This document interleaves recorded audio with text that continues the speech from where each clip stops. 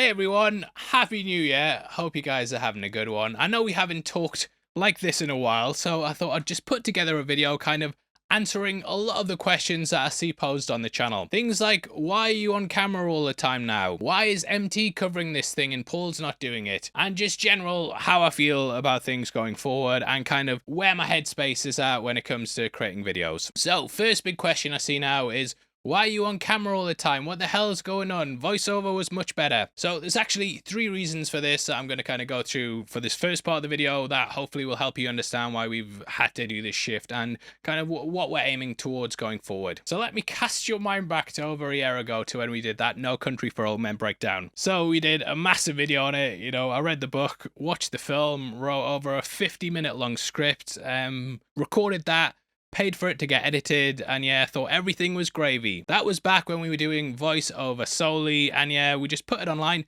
got instantly blocked, but we thought, you know what, we're going to dispute this because this is what normally happens with these kind of videos. However, we got hit up by Paramount's lawyers and they said, you can't do this, you cannot do this. Their reasoning was that the video was 50 minutes long, which was basically half the length of the movie, and there was no way that using that amount of footage was fair use. So we had a bit of back and forth, you know, eventually got to the point where I started to genuinely get worried because lawyers were stepping in from a big movie studio, which was obviously stressful on top of doing all these weeks of work. Now, we did come to an agreement where we would redo the video and basically have still images instead of clips, which was kind of what we both compromised on. Personally, I felt it was all fair use as we were reviewing and doing transformative content, but Paramount were like, can't do it, mate, it's too long, you're taking the mick here. So what happened was I had to basically pay for the entire video to be re-edited, and it kind of turned it into a slideshow. If you go back and watch that, I'm not happy with that video at all. You know, it's pretty much all still images for 50 minutes, and yeah,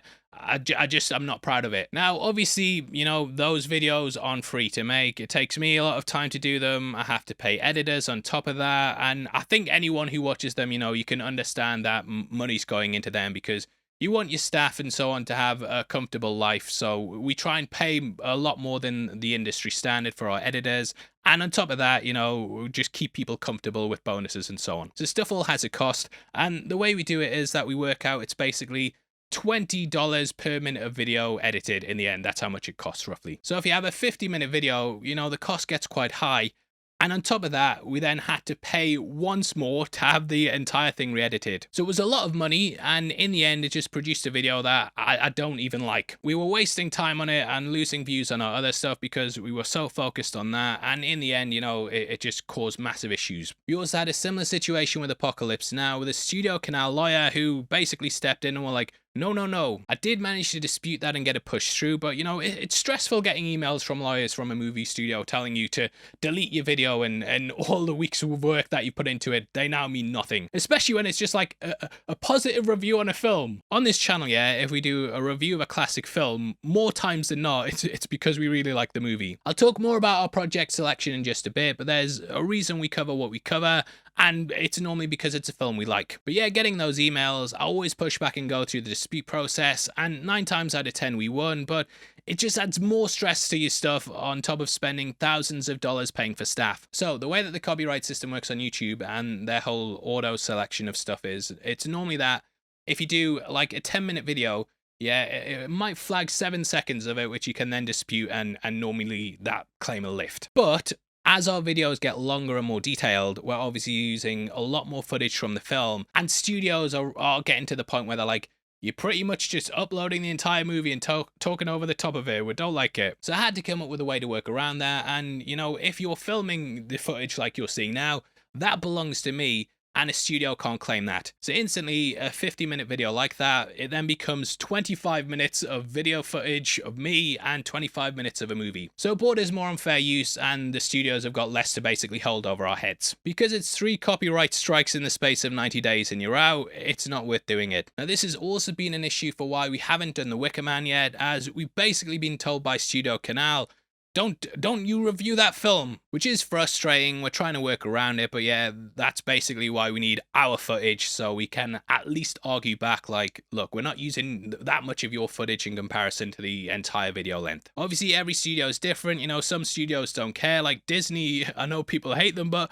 they're actually quite good when it comes to reviewing stuff, and that's That's probably why you don't really ever see videos talking negatively about them taken down. I'm Disney Shill. We've also just launched a Disney Shill t-shirt on the channel if you want to check it out at the merch store. Is it ironic? No, probably not after that bit there. Anyway, so another thing that kind of swayed my hand was watch time. YouTube bases things a lot around audience retention. So for example, if you have a 50-minute video, you know, they can put more adverts in, and because you're watching for longer, they're selling you more shit. So if a video is long and an audience is watching it, it makes sense for them to push it. Now, we obviously did a lot of voiceover only stuff. I think probably about 1,000 videos of that. So I have a fair idea of what my retention should be like. In the back end, we also have a graph that basically outlines what your average is. And on top of this, where that current video is performing. Now, on every single video that I've appeared on camera, the average has been higher on that one than it has when we were doing voiceover stuff. I feel like I've got enough of a library of voiceover only stuff to basically build up an accurate graph of that. So yeah, every time I'm on video, for some reason, people do that. Now, why is that? Is it because people like looking at me? Not judging by the comments. However, I do feel like people kind of attach themselves to a personality better, and when it's a face they can see and relate to, you just gravitate towards it. Like all the channels I watch, like say an Angry Joe Snow, you know, I watch that for him, whereas an IGN, it just seems like a faceless entity and a corporation that you don't necessarily build, like, I want to say parasocial relationship, but yeah, you don't feel like an attachment to them personally. Now, that takes me into my next theory and third and final point of why we've moved to camera. We just came out of the age of information, and I think going forward, it's going to be the age of authenticity. AI is obviously a massive thing at the moment, and to be honest with you, there's so many videos on YouTube, yeah, where it's just an AI voice reading stuff out.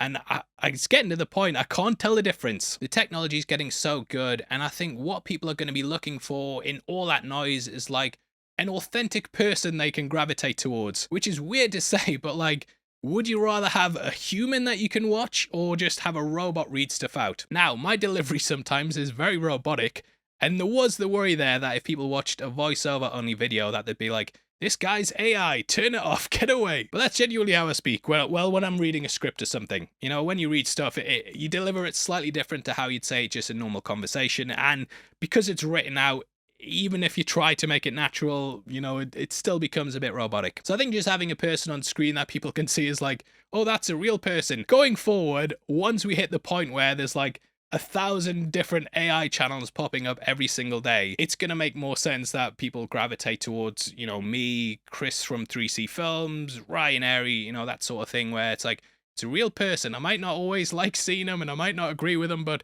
at least it's not them robots that are trying to take over everything. So yeah, reasons: copyright, watch time, and authenticity. Now, the next bit I want to talk about is topic choice. When people go, why don't you cover this? Now, we're going to get very deep, but there's a happy ending to it, I promise. So last year, I was just mentally checked out of everything. I didn't really have any creative drive for making videos anymore, and I just felt detached from everything. I think when I was grinding away on the channel to get to 1 million subscribers, I thought when I did, I'd have a big sense of achievement and satisfaction.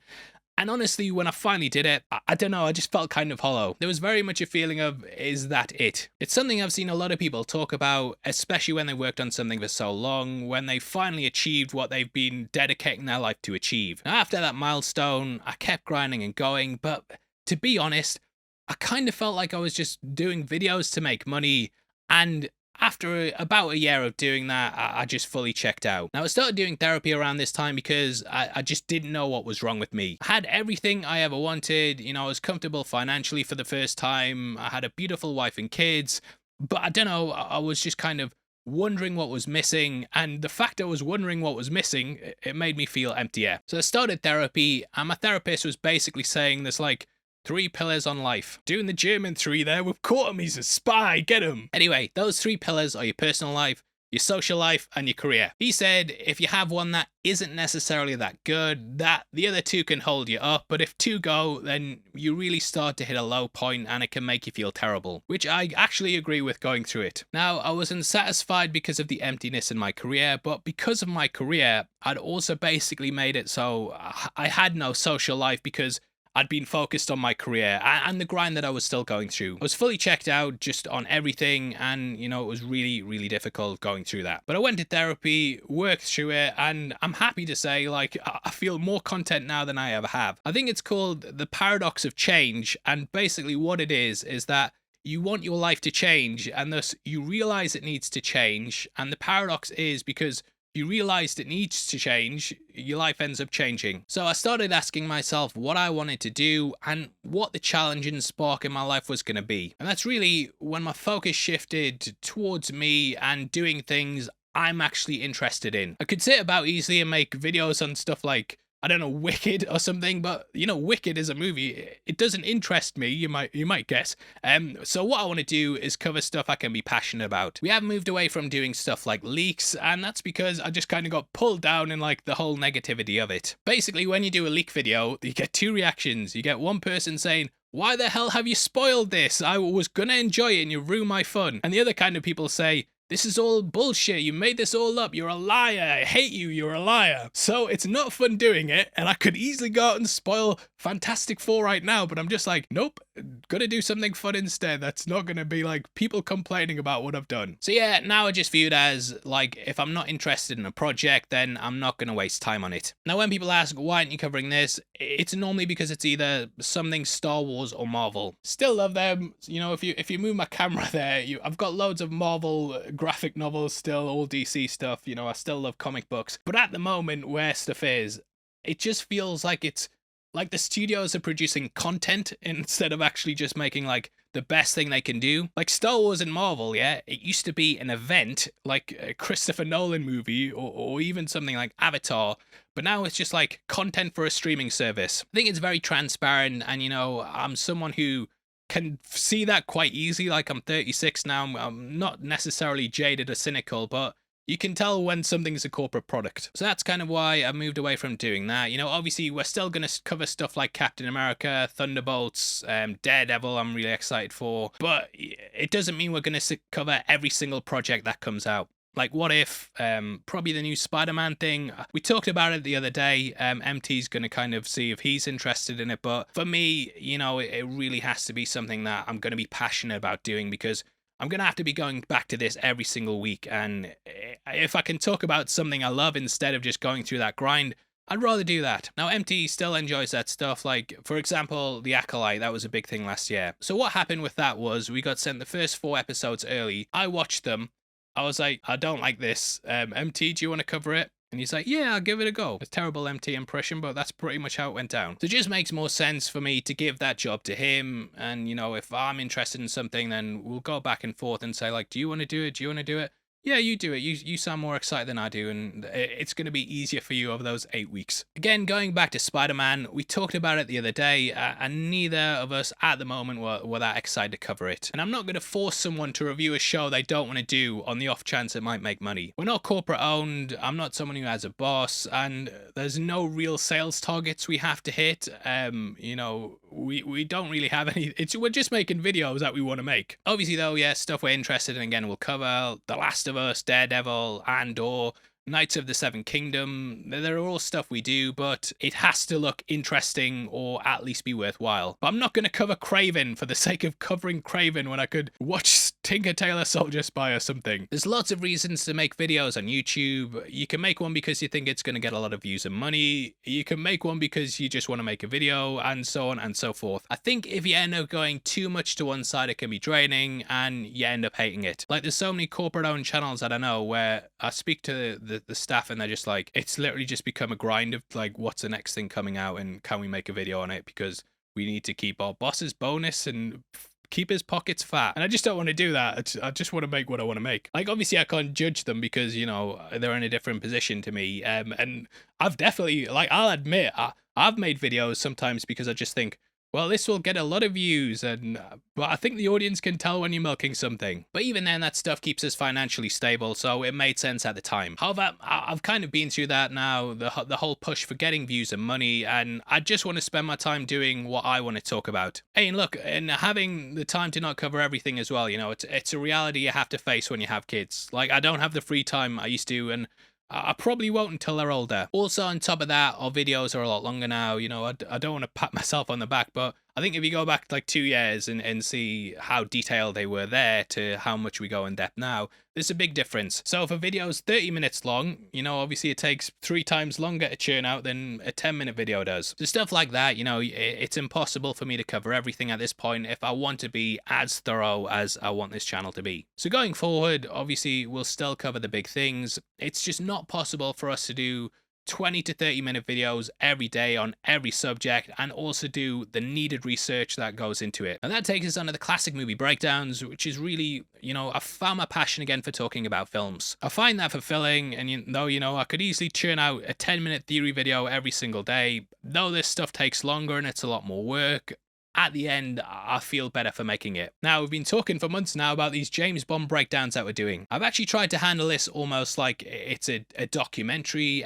We booked out a studio, you know, we've got loads of props for the stuff. We went really in depth on it, and I just found that really enjoyable. Like, we booked out a studio for a day, like we mapped out loads of different videos, and it was just amazing just shooting all that in one day and kind of feeling like it was a step up to the next thing. So I'm going to start doing lots of stuff that I feel just adds a bit more to the video. Like even in the Blair Witch video, doing a little bit in the woods, you know, it doesn't take much effort, but it adds just a little extra thing that maybe other channels aren't doing yet. For example, I live quite close to Holy Island, and 28 Years Later is coming out, and it just hit me one day. Why don't we just go to Holy Island and film some stuff? It's just right down the road. So stuff like that I really want to start incorporating and just take it out of the room and make it feel more like a production that people, you know, go to every week. That will obviously mean there's more work, but I feel in the end, you know, I'm passionate about doing that stuff and it just makes the most sense. If I want to keep doing this job for as long as people want to keep watching me anyway. You know, you're going to tell if I'm burned out, and I would just stop doing videos if it hit that point, because it's pointless doing something you don't enjoy when you know, I could go work anywhere and just do like clock in, clock out if that's what I wanted to do. I'm just trying to make the videos as fun for me as they are for you, hopefully. Anyway, that hopefully has cleared up your questions. I don't think there's any major pressing things that anyone asks me all the time, like how was Ryanair? He was an absolute idiot and I hated meeting him. So yeah, if you're leaving comments like, why isn't Paul covering this? Why aren't he doing this? It's normally because we're working on something else that we think you guys are really going to enjoy. Why am I appearing on camera so much? Copyright, watch time, and also the age of AI is coming towards us faster than you think, and I just think we need to make sure that people know we're a real person. Obviously, no, it's not for everyone. I do see comments saying like, I wish you'd go back and do what you were doing, but my hope is that when we start stepping up the production values, which hopefully you'll see with the James Bond videos, you'll start to realize the kind of direction that we're going, and the hope is that we're giving you a better thing to watch that's more enjoyable, more fulfilling, more engaging, and it's more than, it's going to make us a unique channel. Like, I do feel, you know, there's lots of breakdown channels in the community. People say like, what makes you unique is you're British and your sense of humor, which is fine, but I'm lucky that we're in a position now where we can actually start really putting money into the videos and just elevating it. Like, this is probably never going to happen, but when I was talking to Ryan, he was saying like, the way I see your channel going is like towards a sort of Netflix documentary thing, like the movies that made us or the toys that made us, you know, where you go back to something classic that people have nostalgia for, you do lots of research, and you make sort of a semi-documentary. We're not there yet, you know, I don't think we'll ever sign a deal with Netflix, but at the moment we're in a comfortable position where we can put money into that and try and do that and try and give you guys the best possible experience when you come to the channel. And it'll hopefully just separate us from the rest and be like, well, this channel does that stuff really well, but heavy spoilers, you know, they might not necessarily get all the Easter eggs and stuff like that, but they do other stuff as well that makes me want to watch them. And that's kind of the goal, to kind of not necessarily step away from the pack, but just make heavy spoilers a different sort of channel that people believe has its own identity, and so on and so forth. So long-winded way of basically going through all that, but you know, it's start of the new year, we've had time off, I've had a lot of time to think, and yeah, I just thought I'd come in and just tell you guys how it's going. So yeah, you leave some more questions and I'll answer them all one by one and tell you exactly what's going on. But yeah, thank you for bearing with me. I know it's probably like, this video will probably get like 10,000 views, but there are people who want to know this stuff, so yeah, I just thought I'd answer it. Anyway, thank you, take care, bye-bye.